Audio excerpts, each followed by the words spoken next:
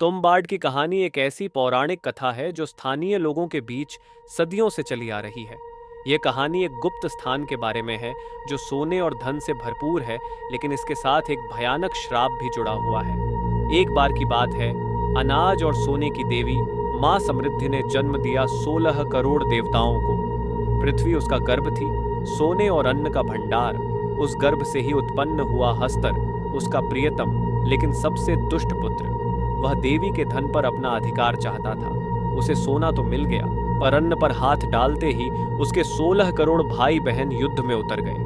कमजोर होकर हस्तर की मां ने उसे बचाया और वापस अपने गर्भ में बंद कर दिया। लेकिन कीमत चुकानी थी।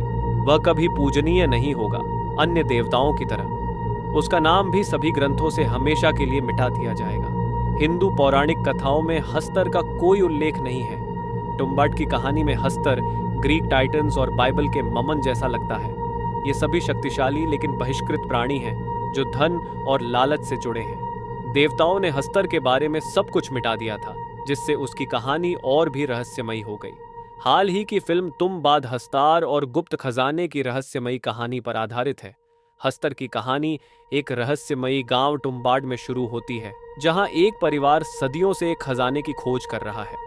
लेकिन यह खजाना कोई साधारण खजाना नहीं था, बल्कि हस्तर की शक्ति का स्रोत था।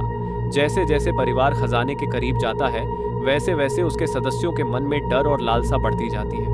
क्या वे खजाने तक पहुंच पाएंगे या हस्तर की शक्ति उन्हें नष्ट कर देगी? यह सवाल पूरे गांव को सताता रहता है।